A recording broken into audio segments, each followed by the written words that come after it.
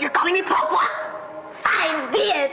I'll be the best and hottest pokwa this town has ever seen.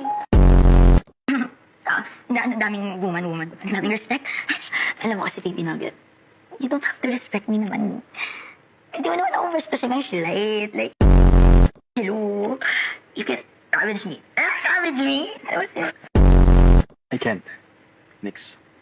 Your body's pure. Your body comes from God. And ako, tignan mo ako. Saka, I am nothing but an impure sinner. Habang ikaw, your body's a temple of the Holy Spirit. hindi. Alam mo, na-allergy rhinitis na ako sa Holy Spirit eh. Alam mo, minsan okay naman yung mga may sa demonyo eh. Yung mga gusto ko, hindi kasi ko siya. Relax. I'm a full-fledged Christian. We don't have sexual intercourse until after marriage. Everyone in my family saves themselves for marriage. Everyone in my church saves themselves for marriage.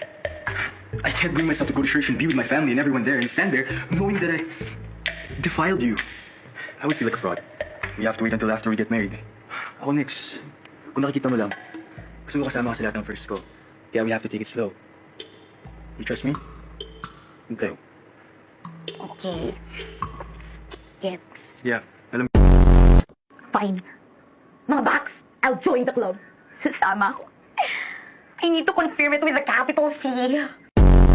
Ano ako nag-effort to be this beautiful? Imagine waking up 4 a.m. every day para lang maligo araw-araw.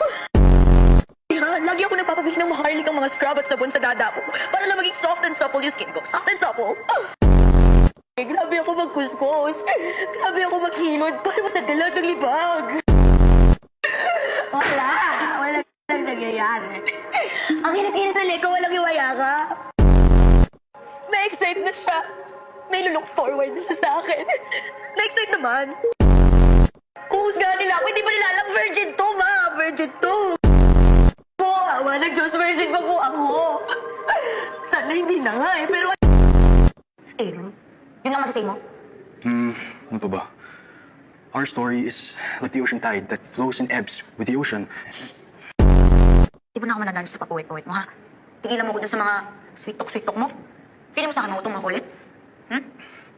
Nakakainit ka lalo ng ulo. I need to know the whole truth. And nothing but the truth, so help me Beyonce. Sorry, may class pa.